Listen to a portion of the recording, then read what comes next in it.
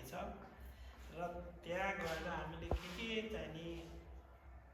कठिनाइहरू अपनाउनु त्यहाँ सहन सक्ने हुनुपर्छ भन्ने कुरा कमसेकम हामी जाँदै गर्दाखेरि थाहा पायौँ भने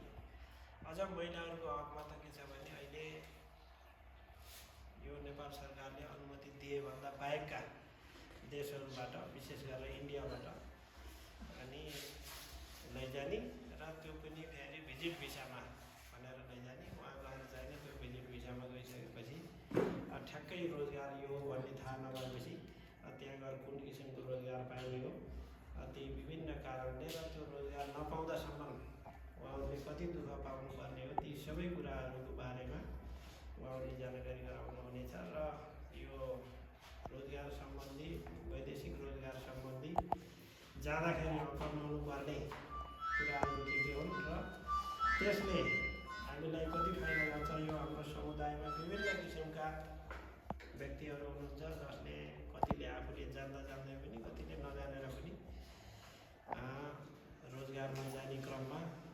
अनि हाम्रो यो समुदायमा भएको अशिक्षालाई उहाँहरूले फाइदा उठाएर एजेन्टहरूले विभिन्न पारामा यहाँबाट प्लेन पाइएन आदि इत्यादि भनेर यहाँबाट इन्डिया लिएर जाने र इन्डियाबाट लैजाने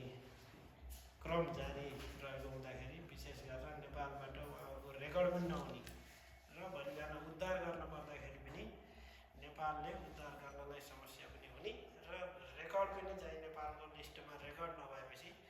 त्यसले चाहिँ नि हामीलाई उद्धार गर्न पनि अत्यन्तै कठिनाइ नेपाल सरकारलाई कठिनाइ हुने परिस्थिति अहिले सिर्जना भइरहेको कारणले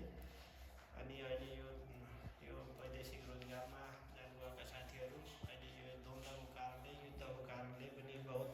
अलपत्र परेको अवस्था छ। त्यसो गर्दा यिनै प्रक्रियाहरूको बारेमा सबै जानकारी लिनको लागि कमसेकम हामीले टोल विकास समितिहरूबाट 3-4 जनाको दलले साथीहरूलाई बोलाएर कमसेकम